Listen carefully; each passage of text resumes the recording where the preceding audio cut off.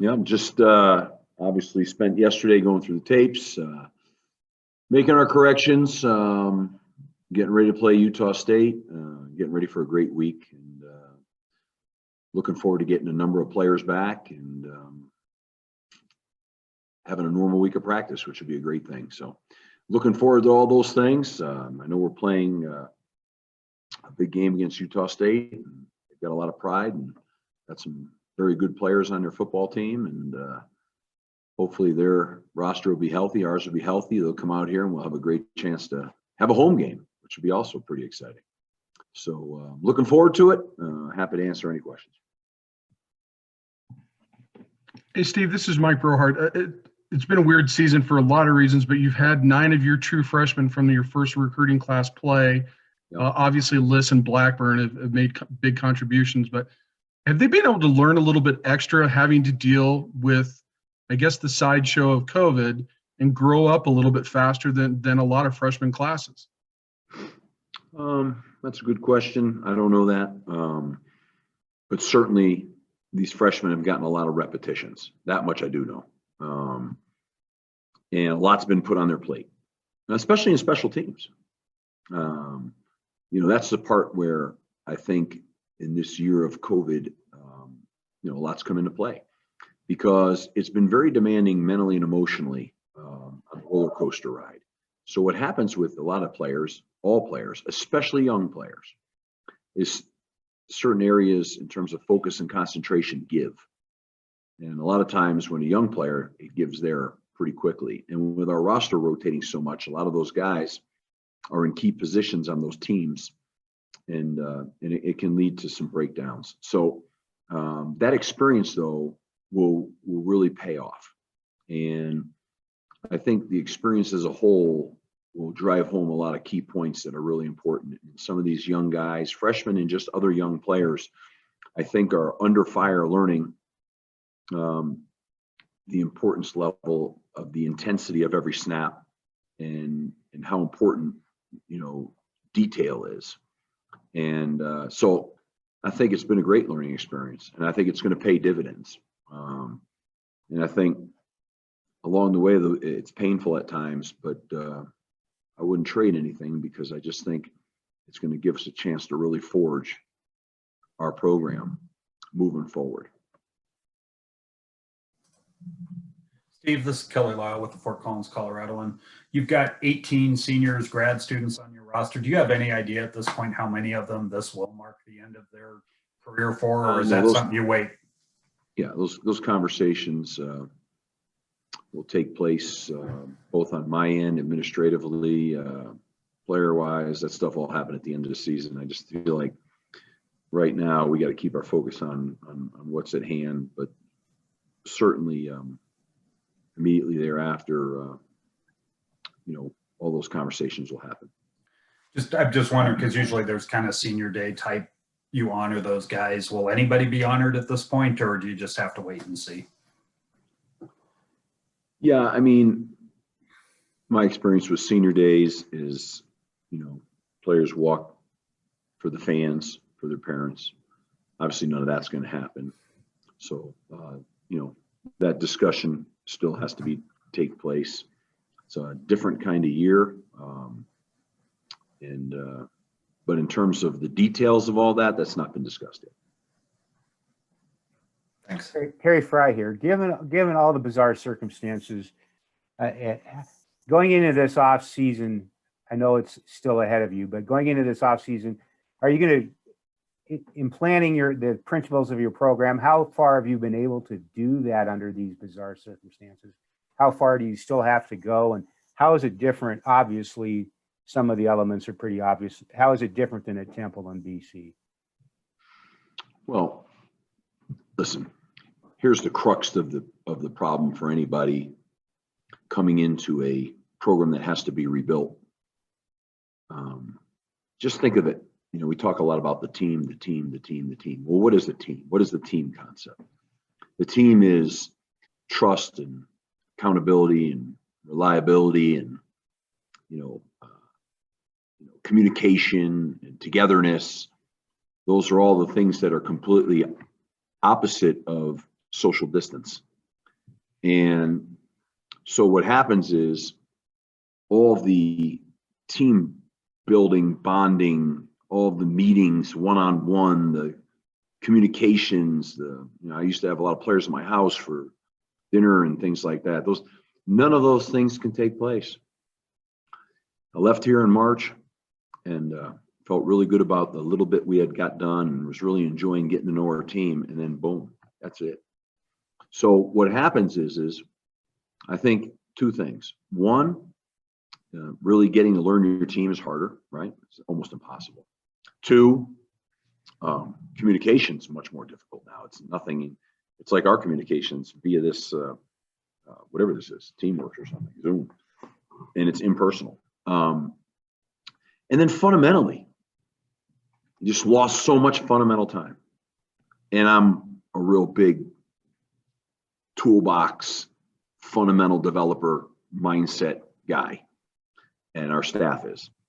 So you're behind on a lot of that. And in fact, we were talking about it yesterday. Even on our special teams, like the detail that we coach with and the fundamentals that a lot of places don't do. We do a lot of, especially we couldn't get all that done. There was no spring football, and it was a kind of a bizarre training camp where we were way more time restricted.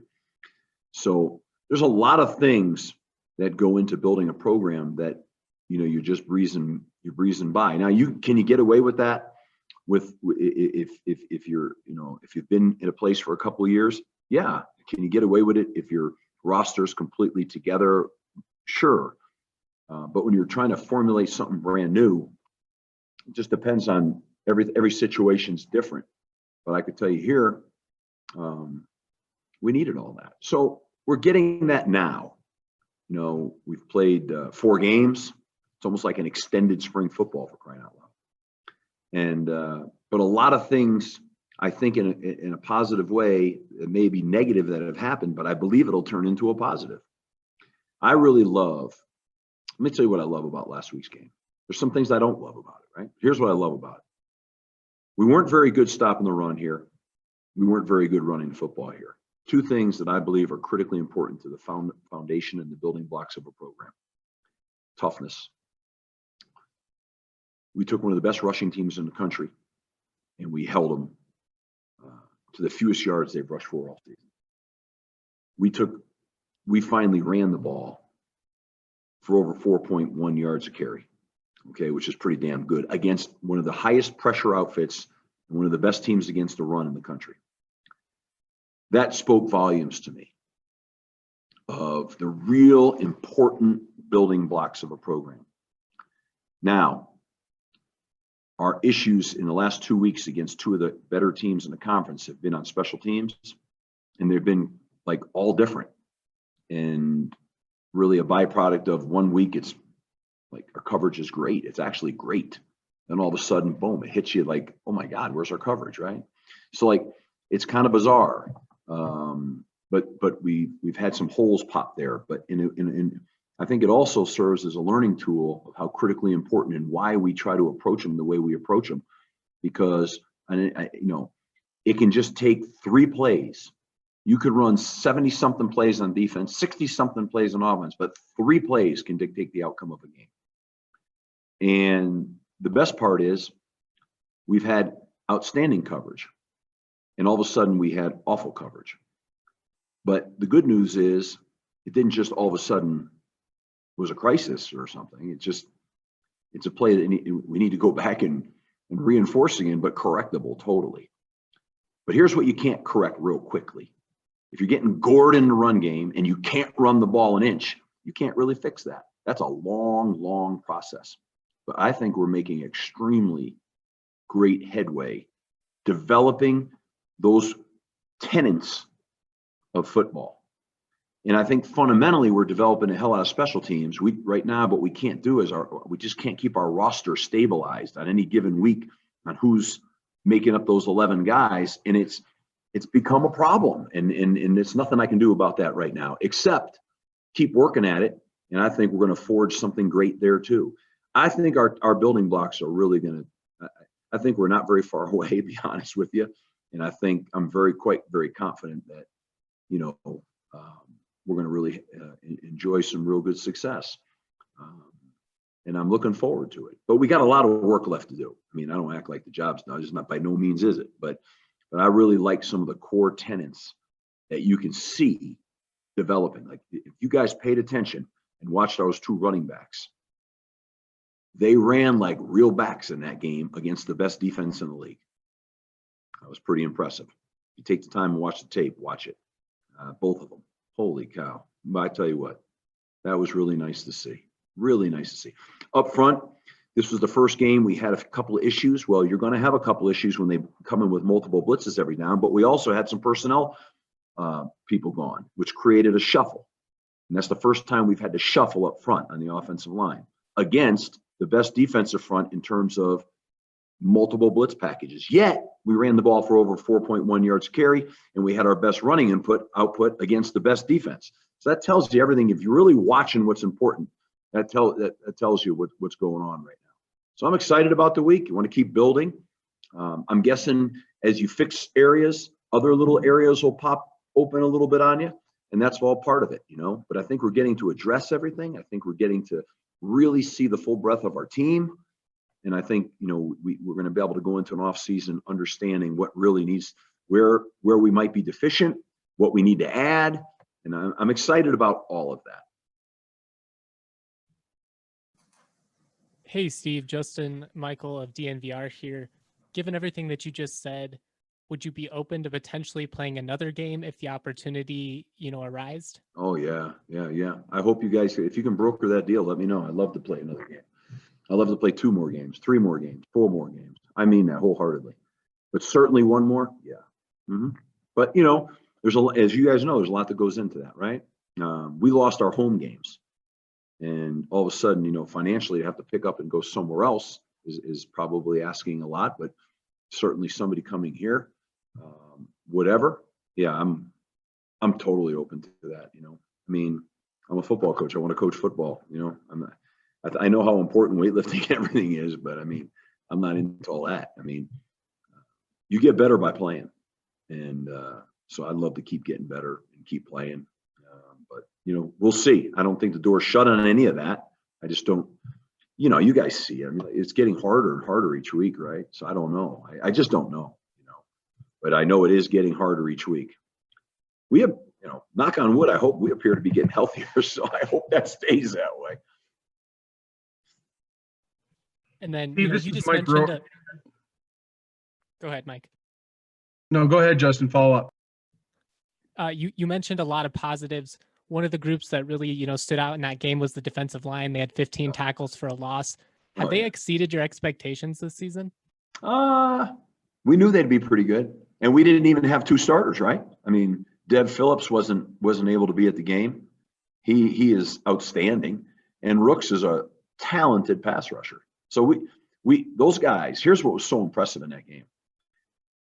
Toby, those guys, Patch, you know, Hub and Manny. There wasn't a lot of substituting going on, right? So they did what they did, and they owned almost all the snaps. I mean, that was pretty impressive. We were thin, we were getting tired, and we didn't have a huge rotation. So really excited about what they did. You know, I think they're getting better and better.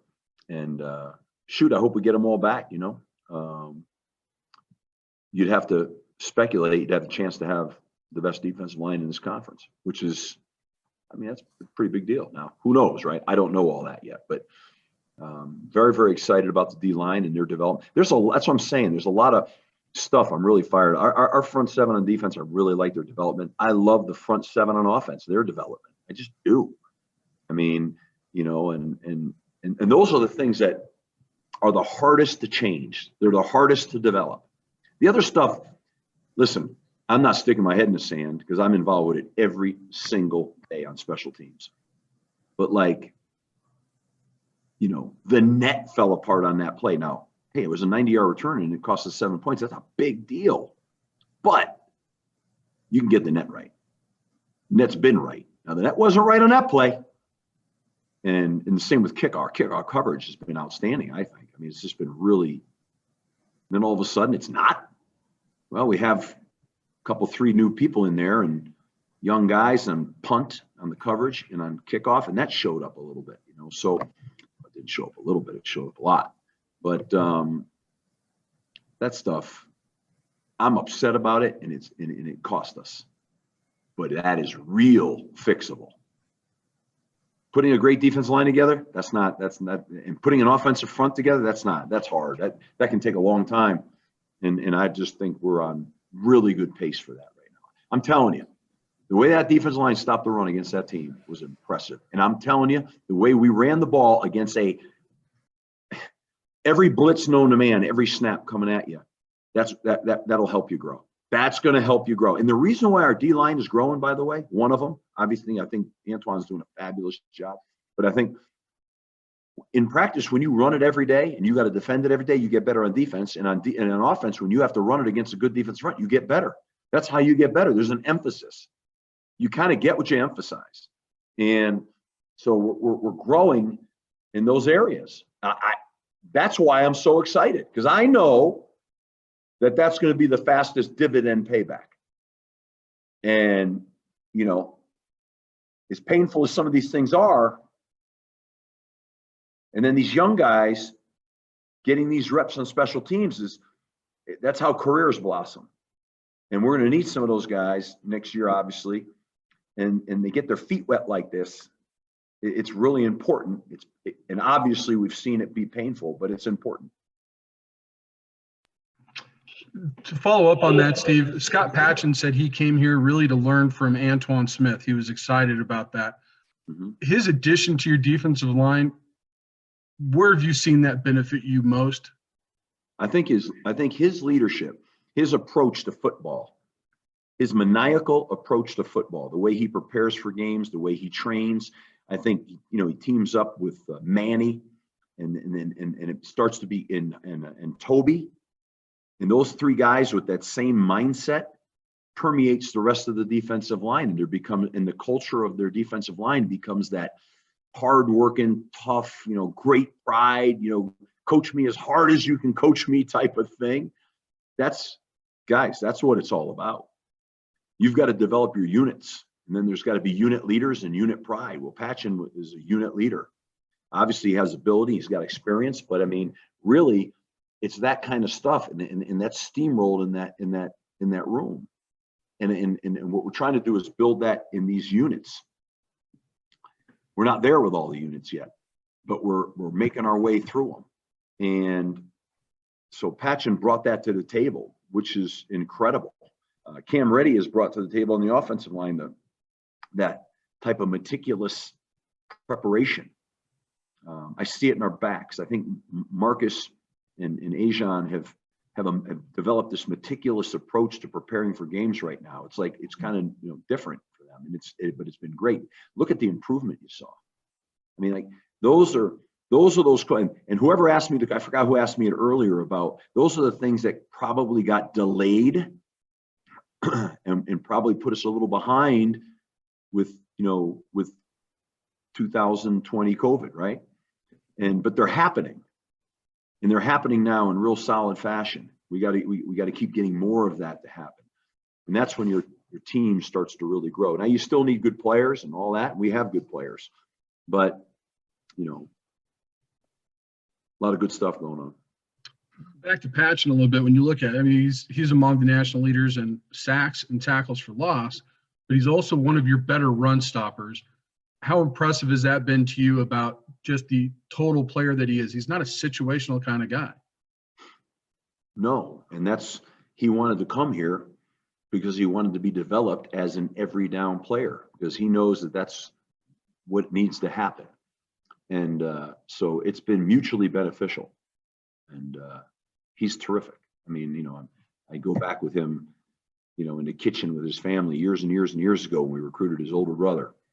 I know the family and the dad. The dad was a great college and pro player, and that's the way they are as a family. So I knew that he would be a tremendous asset to our defensive line, our defense, and our whole team. And the more of that you can get, you know, hey guys, this is how you train. This is what it, you know, feels like, looks like, and this is what it is. I mean, And, it's called leadership. And I think it's contagious. And when it is contagious, that's the birth of your program. That's when you start getting better. And there's a lot of that going on. It's by no means complete, but it's happening, and that's important. Steve, this is Kelly Lyle again from the Colorado, and you seem like you have developed a real kind of almost a special bond with the McBride brothers. What is it about those guys that just maybe even beyond just being their football coach that just you guys kind of seem to click in a really strong way? I met his family, their family. When I first got out here, I drove out to Fort Morgan, and I loved his parents. I loved his family. You could just see that they're fantastic people. Football is really, these are Colorado guys, and Colorado State's really important to them. Football's really, really important to them. They have great values. I mean, they're all about the right stuff. They're tough as heck, wrestlers, and they're just really tough. And how do you not love them? I mean, I love guys that love ball and are about the right stuff. I mean, I'm a sucker for it. I really am. And they're just wonderful dudes, man. I mean, I'm really proud of those guys, and it's just a great tribute to their parents and the way they were raised, and they're fun to be around. You go out to practice, some players are energy givers, and some maybe not so much. Those two guys, they're energy givers. Like, they lift you up, and you love it, and that's the way it should be. When I coached those 2 pound seas at Florida, they were like that. I mean, that's how they were. They were like, that was the best part of their day. When you crossed the white line, it was the best part of their day. And how could you not love that, right? Smiling, happy. So anyways, those guys are guys, and they represent everything great in this program. And God, I hope we keep having an opportunity to be around those two guys.